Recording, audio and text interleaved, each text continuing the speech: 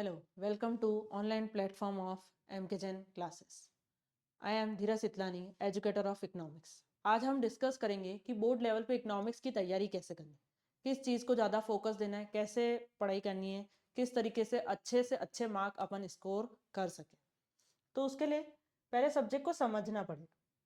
सो economics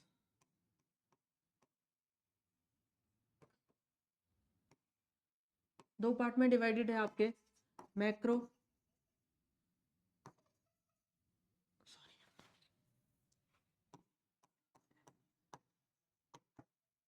Indian economy. ठीक है, अब मैक्रो और इंडियन इकोनॉमी में अपने को क्या क्या चीजें पढ़नी है, किस तरीके से पढ़नी है, वो अपन चीजें देखेंगे। सबसे पहले अगर मैं मैक्रो की बात करूं तो मैक्रो में क्या पढ़े, कैसे चीजों को समझे, क्योंकि कॉन्सेप्ट इनफ नहीं है। अगर अपन सिर्फ कॉन्सेप्ट पढ़ रहे हैं तो वो बिल्कुल इनफ नहीं है, उससे आप स्कोर नहीं कर पाओ। ठीक है, कॉन्सेप्ट आर नॉट इनफ। अब कॉन्सेप्ट इनफ नहीं है तो क्या करना है, सबसे पहले तो क्वेश्चन को समझना है। सेकंड, अंडरस्टैंडिंग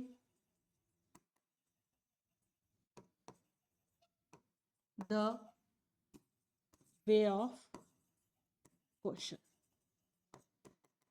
कि क्वेश्चन में पूछा गया क्या है, क्योंकि डायरेक्ट क्वेश्चन नहीं पूछेगा आपको, कभी भी डायरेक्ट क्वेश्चन नहीं पूछेगा कि एक्सप्लेन नेशनल इनकम, कुछ भी डायरेक्ट नहीं होगा, है ना। तो अपने को सबसे पहले क्वेश्चन को समझना पड़ेगा कि वो किस चैप्टर में से क्या पूछा गया। ठीक है, उसके बाद अब ये समझे कैसे, तो आप सबसे पहले सैंपल पेपर ले लो। कुछ सैंपल पेपर आप लेंगे तो आपको पता चलेगा फॉर्मेशन कैसे हो रही है क्वेश्चन की, क्योंकि मेन अपने को फॉर्मेशन देखना है। ठीक है, तो उसके अंदर आप पढ़ोगे एमसीक्यू, आपके असर्शन रीजन के क्वेश्चन आ जाएंगे। ठीक है, उसके बाद MCQ assertion reason long question, वो सब आपके इसमें कवर अप हो जाए। ठीक है, इसके बाद और भी आता है स्टेटमेंट बेस्ड भी आएगा, तो वो भी आपको पढ़ना पड़ेगा। ठीक है, इसके अलावा अगर मैं फोर्थ नंबर पे चले जाऊं, फोर्थ नंबर पे अपन को क्या पढ़ना है भाई, पिक्चर बेस्ड, है ना।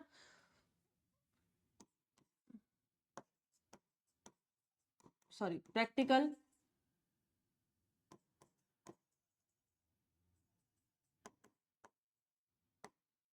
मींस न्यूमेरिकल क्वेश्चन को आपको सॉल्व करना है। न्यूमेरिकल क्वेश्चन एक कंफर्म है, वो आएगा ही आएगा, आपको उसकी प्रैक्टिस करनी ही है। ठीक है, और साथ में प्रैक्टिस किसकी करनी है,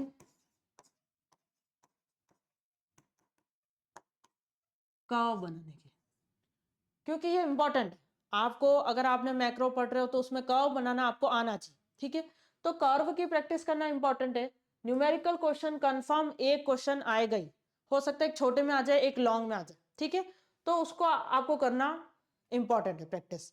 ठीक है, उसके अलावा अगर मैं इंडियन इकोनॉमी पे चली जाऊं, क्योंकि मैक्रो कंप्लीट है, आपको ये चीजें मैक्रो में पढ़नी है।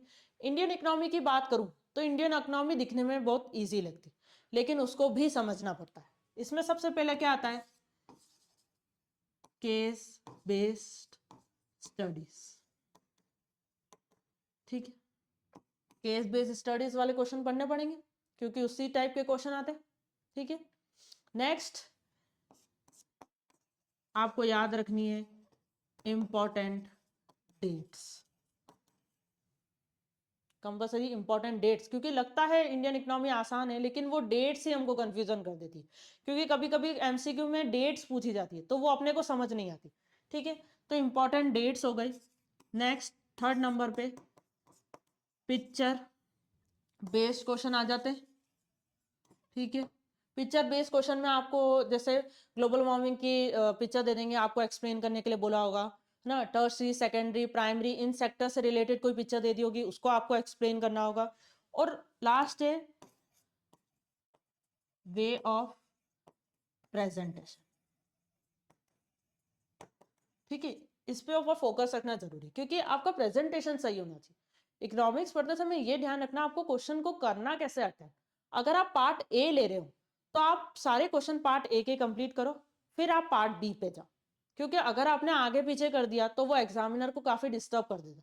तो अपने को प्रोसेस सीधा रखना है, या तो आप पहले पार्ट बी कर लो, यानी इंडियन इकोनॉमी अपनी कवर कर लो, या तो आप मैक्रो कर लो। तो ये चीज बिल्कुल ध्यान रखना, क्योंकि आपने आगे पीछे क्वेश्चन करे तो उसको काफी प्रॉब्लम हो जाती है और इससे आपके मार्क्स कट होने के भी चांसेस है। ये चीजें आपको समझ में आ गई, आपको क्या क्या पढ़ना है, किसमें किस चीजों पे फोकस करना है। अब अपन चैप्टर पे चले जाते हैं कि भाई चैप्टर है कैसे। जैसे अगर मैं नेशनल इनकम की बात करूं तो नेशनल इनकम में आपको कौन कौन सी चीजें इंपॉर्टेंट पढ़नी है। नेशनल इनकम कितने मार्क्स की आती है? 10 मार्क्स की। ठीक है, अब इसमें आपको क्या क्या चीजें कवर करनी है? Numerical question. न्यूमेरिकल क्वेश्चन में जैसे मैंने पहले ही कहा, प्रैक्टिस करो न्यूमेरिकल क्वेश्चन की, कि जितने न्यूमेरिकल क्वेश्चन प्रैक्टिस कर सकते हो उतना आपके लिए बेटर है। ठीक है, उसमें value added, income method, expenditure, सबसे पहला आपको उठाना है वैल्यू एडिड पढ़ने के लिए, क्योंकि उसके क्वेश्चन मोस्टली पूछे जाते। फिर आपको इनकम करना है, फिर एक्सपेंडिचर का। नेक्स्ट उसके बाद प्रिकॉशंस एंड स्टेप्स पढ़ने हैं उसके, आपके प्रिकॉशन एंड स्टेप्स आपकी कॉपी में लिखवाए गए, उनको पढ़िए। नेक्स्ट आ जाता है अपने components of NFIA, net factor income from abroad. तो उसके कंपोनेंट्स पढ़ने हैं, एक्सटर्नलिटीज पढ़नी है, नॉन मॉनिटरी एक्सचेंज पढ़ना है, और रियल नॉमिनल जीडीपी पे क्वेश्चन करना है, क्योंकि कभी कभी रियल नॉमिनल जीडीपी के क्वेश्चन भी पूछ लिए जाते हैं और साथ में उन क्वेश्चनों को एक्सप्लेन करने के लिए भी पूछा जाता है। ठीक है, तो ये चीज आपको यहाँ पढ़नी है।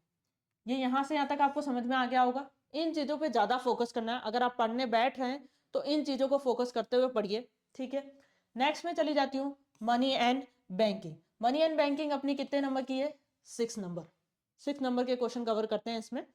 उसमें अपने को क्या क्या पढ़ना है? मीनिंग और MI से रिलेटेड आपको पढ़ना है। ठीक है, MI पढ़नी, M1 पढ़ना है, control of credit through bank rate, repo rate, ये सारी टॉपिक आपको पढ़ने हैं। ठीक है, मनी वाले चैप्टर में आपको कौन कौन सी, क्योंकि मनी यूनिट अपनी सेकंड यूनिट कहलाती है मनी और बैंक में, मनी एंड बैंकिंग, तो उसमें meaning, control of credit through bank, money rate, repo rate, ये सारी चीजें आपको पढ़नी है। यूनिट 3 पे आ जाती हूँ। यूनिट 3 अपनी क्या है? Determination of income and employment. ये अपने टोटल 12 मार्क्स कवर करती है। ठीक है, जिसमें आपको न्यूमेरिकल क्वेश्चन देखना है, इन्फ्लेशनरी और डिफ्लेशनरी गैप देखना है, इसके बारे में डिफरेंस आना चाहिए आपको। मोस्टली कभी कभी आपको एक ही पूछा जाएगा, इसके ग्राफ प्रॉपर तरीके से आना चाहिए, किस तरीके से लाइन मीट हो रही है, कहाँ डिमांड आ रहा है, कहाँ सप्लाई आ रहा है, वो चीज आपको पता होनी चाहिए।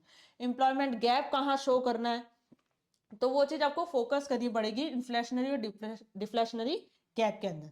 फिर AD and AS approach, aggregate demand and aggregate supply approach आपको पढ़ना है।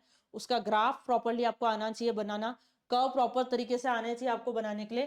लास्ट एंड इसमें आपको पढ़ना है इन्वेस्टमेंट मल्टीप्लायर। इन्वेस्टमेंट मल्टीप्लायर में आपको ये सारी चीजें पढ़नी पड़ेगी कि क्योंकि नेक्स्ट टॉपिक ही है एग्रीगेट डिमांड और एग्रीगेट अप्रोच के बाद आपको इन्वेस्टमेंट मल्टीप्लायर पढ़ना पड़ेगा। तो ये 4 टॉपिक आपकी यूनिट 3 कवर करती है 12 मार्क्स की। तो जो टॉपिक आपके इंपॉर्टेंट है वो मैं यहाँ शो कर देती हूँ, उनको आप सबसे पहले लिए, फिर दूसरे टॉपिक को कवर करिए। यूनिट 4 पे आ जाते हैं गवर्नमेंट बजट। आपको लगता है ये टॉपिक इजी है, लेकिन इसके क्वेश्चन भी आते हैं तो आपको आसानी से हो जाएंगे। इसके आपका ऑब्जेक्टिव्स पढ़ने, जितने भी टाइप के ऑब्जेक्टिव्स हो, रेवेन्यू रिसिप्ट और कैपिटल रिसिप्ट में difference, direct and indirect tax में डिफरेंस, और साथ में इम्प्लीफिकेशन ऑफ फिस्कल डेफिसिट। इसके फॉर्मूले भी आपको देखने पड़ेंगे। ठीक है, formulas of fiscal deficit, primary deficit, ये सब चीजें फॉर्मूले में आपको देखनी पड़ेगी। ठीक है, 1 नंबर के क्वेश्चन कभी पूछ लेते हैं MCQ में कि प्राइमरी डेफिसिट फाइंड करो। तो ये 5 टॉपिक आपको यूनिट 4 में कवर करने। यूनिट 4 कितने मार्क्स को कवर करती है? 6। ठीक है, 10, 6, 12 एंड 6। लास्ट यूनिट 5 आपकी मैक्रो को पूरा कंप्लीट करेगी, वो है BOP, current account surplus and current account deficit. ये डिफरेंस पढ़ना है आपको, इस टॉपिक को क्लियर करना है। BOP एंड BOT डिफरेंस पढ़ना है, and autonomous and accommodating item, ये आपके कोर्स में नहीं है पर इसके क्वेश्चन आपके सैंपल पेपर में हमने देखे हैं। तो ऑटोनोमस और एकोमोडेटिंग आइटम भी आपको रिवीजन करना पड़ेगा, क्योंकि इसके भी क्वेश्चन आ जाते हैं। नेक्स्ट चलते हैं अपन इंडियन इकोनॉमी पे।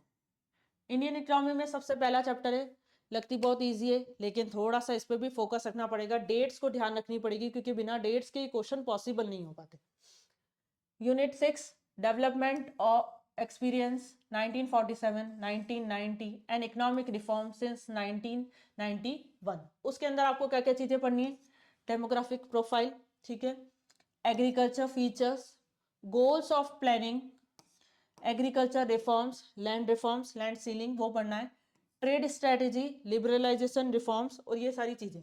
ये 5 टॉपिक आपके यूनिट 6 आपके 2 टॉपिक को कवर करेगी, development experience and economic reform.